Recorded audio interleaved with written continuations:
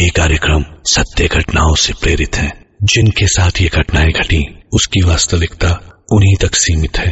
भूत प्रेतों और असामान्य विषयों के होने पर चैनल कोई दावा नहीं करता और न ही प्रोत्साहन करता है। पवन को आज ऑफिस से निकलने में काफी देर हो गई थी। रात के तकरीबन 2:30 बजे थे इस वक्त। सड़क पूरी सुनसान थी।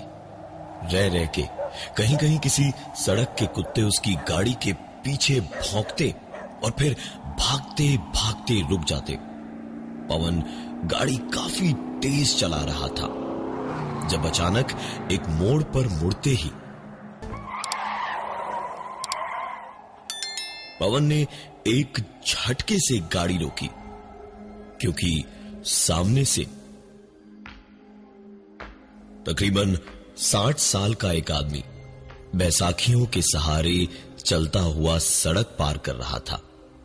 ब्रेक्स लगाने में जरा सी देर हो गई होती तो बहुत बड़ी मुसीबत हो गई होती। इतनी रात को एक उम्र दराज आदमी ऐसी हालत में पता नहीं कहां जा रहा हो। पवन ने सोचा कि उसकी मदद कर दे। उसने शीशा उतारकर कहा, अरे चाचा, इतनी रात को कहां चले? आप कहें तो कहीं छोड़ दूं आपको? वो आदमी पवन की ओर पलटा और मुस्कुराकर अपना सर हिला के इशारे से मना कर दिया और गली में कहीं गुम हो गया। पवन ने भी सोचा, ठीक ही है, मैंने तो मदद करने की ही सोची थी, बुढ़ाऊ ना माने तो मेरी क्या गलती। पवन ने अपनी गाड़ी बढ़ाई और आगे चल दिया। भूख भी उसे बहुत तेज लग रही थी। उसने गाड़ी की स्पीड बढ़ाई और अपनी मस्ती में ही वो गाड़ी चला रहा था जब एक बार फिर से अचानक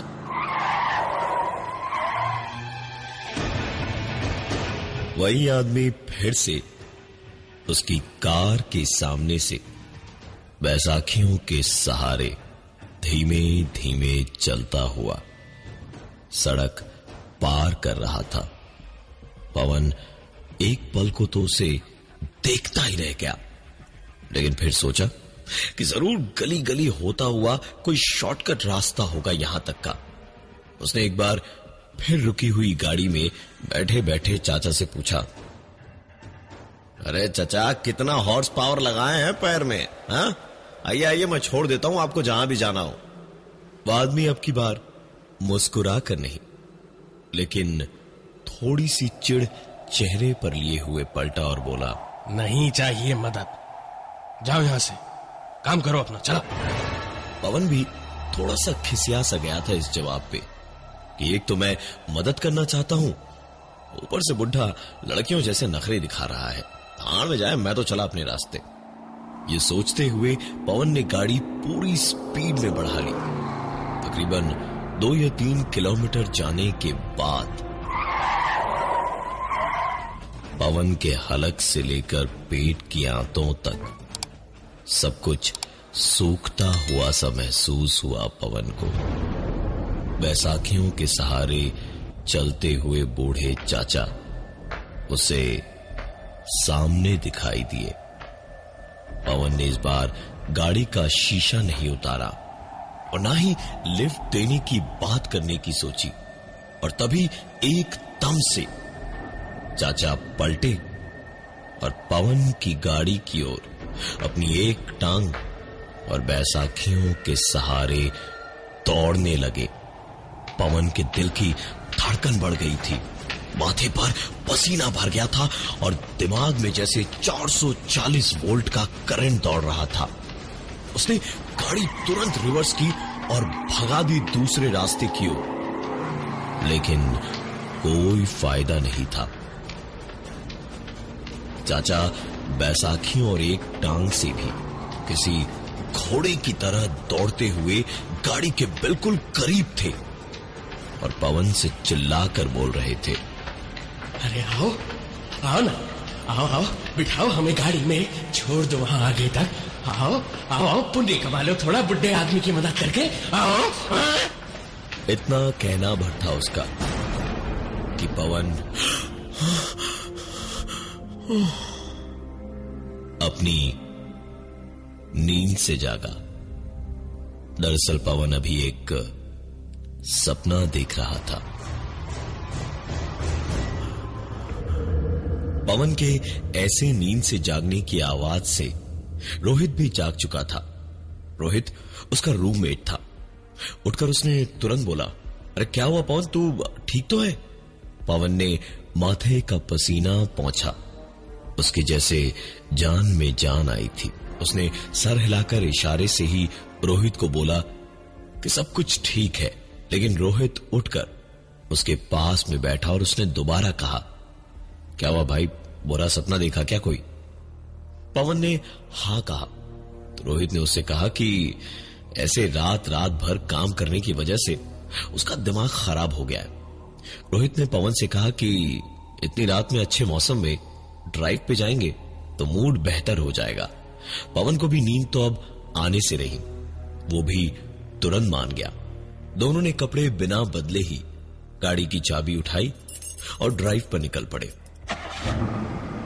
नवंबर का महीना था। बढ़िया सा मौसम था। रात का वक्त और ठंडी ठंडी हवा। पवन को अब काफी बेहतर महसूस हो रहा था। दोनों ने हाईवे पर एक जगह रुककर चाय पी और थोड़ा बहुत खाया पिया और फिर वापस घर की ओर निकले तो गाड़ी में पवन ने रेडियो ऑन कर दिया। पवन गाड़ी चलाता हुआ और रोहित साथ में बैठे बैठे गाने के साथ साथ गुनगुनाते हुए अपना सफर आगे की ओर बढ़ा ही रहे थे जब अचानक पवन ने कार की ब्रेक्स लगाई और सामने कोने में देखने लगा। उसे अपनी आंखों के सामने थोड़ी दूरी पर वही आदमी एक टांग और बैसाखियों के सहारे सड़क पार करता हुआ दिखाई दे रहा था। पवन का तो जैसे रगों में दौड़ता खून सूख गया था। गाड़ी में चलते एसी में भी उसके छूटते हुए पसीने और एक टक एक ही तरफ देखने पर रोहित ने कहा, पवन अबे तुझे हुआ क्या है? तू उधर क्या देख रहा है? गाड़ी क्यों रोकी और तू बोलता क्यों नहीं कुछ? पवन ने कांपते कांपते अपने हाथ उठाए और सामने सड़क किनारे इशारा करता हुआ कांपती आवाज में ही बोला, वो वही आया था सपने में, वही लंगड़ा आदमी वो सामने तो खड़ा है। रोहित ने सामने देखा। उसे बस सुनसान सड़क पर कोने में सोए हुए ठंड में ठिठुरते कुछ कुत्ते दिखाई दिए। उसने पवन से कहा, भाई तू ना पागल हो गया है, मैं गाड़ी चला लूं क्या? पवन ने जैसे पूरी हिम्मत अचानक इकट्ठा की और रिवर्स गियर लगाया और साथ ही उसकी गाड़ी के रेडियो पर बजता गाना भी बदल गया।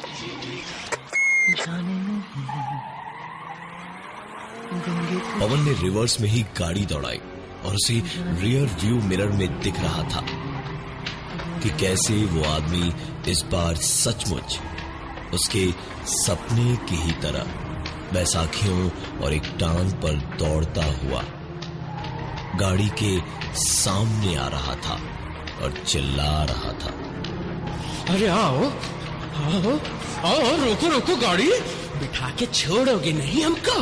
हैं? आओ लिफ्ट दो, पुण्य कमाओ थोड़ा है। आओ। जल्दी ही आ रहा है दूसरा पार्ट। तब तक ऐसे ही हॉरर कहानी सुनने के लिए सब्सक्राइब करें हमारा चैनल।